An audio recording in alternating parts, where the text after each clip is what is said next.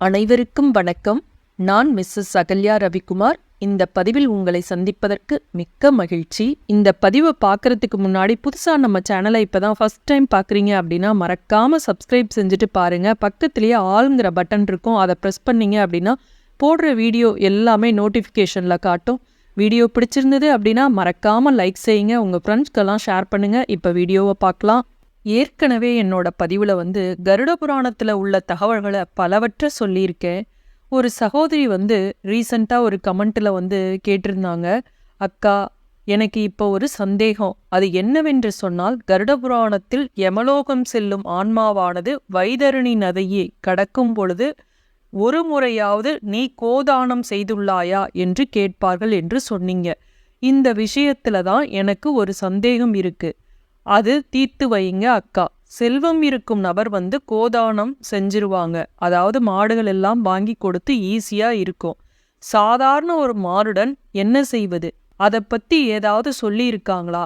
ஒரு கஷ்டப்பட்ட நபர் ஒரு கன்று பசு வாங்கி எப்படி வாங்கி கொடுக்க முடியும்? அது எப்படி சொல்லி இருக்காங்க? பணம் இருக்கிறவங்க வாங்கி கொடுப்பாங்க, பசுவையோ கன்றையோ வாங்கி கொடுக்க முடியுமா? ஒரு நேரம் கூட வழி இல்லாம, சாப்பாட்டுக்கே வழி இல்லாதவங்க இறந்து போனாங்க, அவங்க என்ன பண்ணுவாங்க?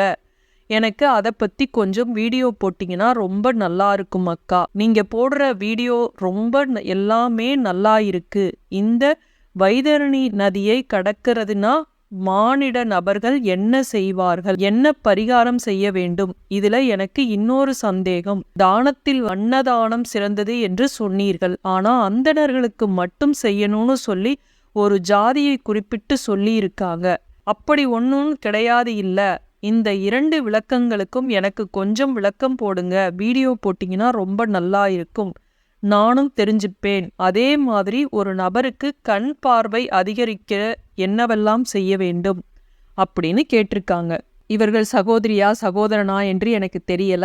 மறுபடி கேட்டிருந்தாங்க பாம்பு வீடியோ, அந்த வீடியோவில் கமெண்ட்டில் கேட்டிருந்தாங்க. வீரத்தமிழன் அப்படிங்கிற இதுல இருந்து கேட்டிருக்காங்க, அக்கா நான் அன்னைக்கு கேட்டேன்ல, அந்த வீடியோவை போடலையே, சீக்கிரம் போடுங்க அக்கா. அந்த கருட புராணத்தில் எனக்கு கேட்டனே, அதை போடுங்க அப்படின்னு கேட்டிருக்காங்க. அவங்களுக்காக தான் நான் இந்த பதிவை போடுறேன். அவங்களுக்கு போடுவதற்கு கொஞ்சம் காலதாமதமானதுக்கு மன்னிக்கவும். கருட புராணத்துல ஒருத்தன் உயிரோடு இருக்கும் காலத்துல அன்னதானம் கோதானம் முதலிய தானங்களை தன் கையால செய்து விடுவானானால் மரணமடைந்து செல்லும் போது பசி தாகம் எதுவும் அடையாமல் நல்லுலகை சேர்ந்து சுகிப்பான், அதாவது வாழ்வான் அப்படின்னு இருக்கு. கையில கட்டமுதை கட்டி கொள்ளாமல் செல்பவன் பசி தாகத்தால் வருந்துவதை போல தான தர்மங்களை தான் வாழும் காலத்திலேயே தான் கையால செய்யாதவன் இறந்து செல்லும் போது வழியில அதிக துன்பம் அடைவான் அப்படின்னெல்லாம் இருக்கு. ஆனா எல்லாராலையும் கோதானம் செய்ய முடியாது, உண்மைதான். கோதானம் கண்டிப்பா செஞ்சிருக்கணும். கோதானத்தால தான் ஒருவன் இறந்த பிறகு சொர்க்கலோகத்தை அடைவான், மோட்சம் அடைவான் அப்படின்னு எந்த இதுலையும் கருட புராணத்திலையும் எங்கேயும் சொல்லல. அதனால வைதரணி நதியை கடக்கும் போதும் கோதானம் செய்திருக்கிறாயா என்று அப்படின்னு கேட்டா, அதற்கு கோதானம்னா அந்த பசுவையும் கன்றையும் வாங்கி கொடுத்தாதான் கோதானம்னு இல்லை. கோவுக்கு, அதாவது பசுவுக்கு நம்ம தானம் கொடுத்தோம்னாலும் அதுவும் கோதானம் செய்த புண்ணியம்தான். அதாவது வறுமையில இருக்கக்கூடிய ஒரு நபர் கோதானத்தை ஆயிரக்கணக்கில் செலவு பண்ணி நம்மளால வாங்கி கொடுக்க முடியாது. ஒருவேளை சாப்பாட்டுக்கே வழி இல்லாதவங்களும் 10 ரூபாய்க்கு 5 ரூபாய்க்கு அகத்திக்கீரை வாங்கி என்னைக்காவது கொடுக்க முடியும். அப்ப அந்த கோவுக்கு பசுவுக்கு நம்ம கையால 10 ரூபாய்க்கு இறந்தவர்கள் நினைவாக பசுமாட்டுக்கு அமாவாசைக்கு அதுக்கு தான் அகத்திக்கீரையை நம்ம வாங்கி கொடுக்க சொல்றாங்க.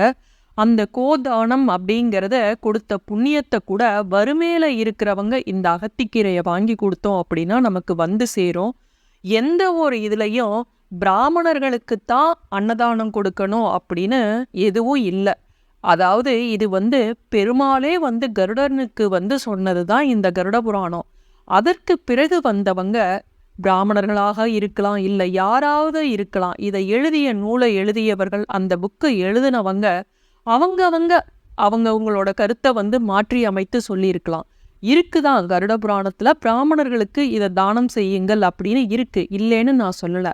அதாவது நம்ம ஒரு வீட்டில் யாகம் வளர்க்குறோம், ஒரு விசேஷம் செய்யறோன்னா பிராமணர்களை வந்து வரவழைத்து தான் நம்ம வந்து எதுவும் ஒரு பூஜையோ ஒரு விருஷோர்க்க தானமோ இல்லை ஒரு வீட்டில் தவசத்துக்கோ திதி கொடுக்கறதுக்கோ வர சொல்கிறோம். அப்போ அந்த சமயத்தில் அவர்களை வர வச்சு நம்ம அந்த காய்கறி பச்சரிசி அந்த குடை இதெல்லாம் தானம் கொடுக்குறோம் இல்லையா, அப்போ அதுக்காக அந்த இதை வந்து பிராமணர்களுக்கு தானம் கொடுங்க அப்படின்னு வந்திருக்கலாம். அது வந்து நாளடைவில் என்ன ஆயிருக்கலாம் அப்படின்னா, அந்த நூலை எழுதுறப்ப அதில் பிராமணர்களுக்கு அன்னதானம் அப்படின்னு ஒரு வரி ஜாயிண்ட் ஆயிருக்கலாம். அதனால தான் அந்த கருட புராணத்தில் பிராமணர்களுக்கு தானம் செய்ய வேண்டும் அப்படின்னு இருந்திருக்கலாம். அதை வந்து நம்ம பிராமணர்களுக்குத்தான் தானம் செய்யணும் அப்படின்னு எடுத்துக்கக்கூடாது. எந்த இதுலையும் இவங்களுக்கு தான் தானம் பண்ணணும், இந்த ஜாதியினருக்கு பண்ணக்கூடாது அப்படின்னு இல்லை. தானம் செய்வது அன்னதானம் செய்வது மிக மிக நல்லது அப்படின்னு மட்டும்தான் இருக்கு. இது தவறுதலாக வந்தது. நான் வந்து என்னோட பதிவில் இவர்களுக்கு தானம் செய்யுங்க அவங்களுக்கு தானம் செய்யாதீங்கன்னு நான் எதுலையும் நான்லாம் போடலை. நீங்கள் மற்றவர்கள் போட்டதை தான் என்கிட்ட கேட்டீங்க. இதற்கு வந்து விளக்கம் சொல்லிட்டேன். ஒரு மனிதன் நற்கதி அடையணும் அப்படின்னா அதற்கு முதல் காரணமாக இருக்கக்கூடியது தானம்தான். ஒவ்வொரு யுகத்திலையும் ஒவ்வொரு இது வந்து சிறப்பாக சொல்லப்பட்டுள்ளது.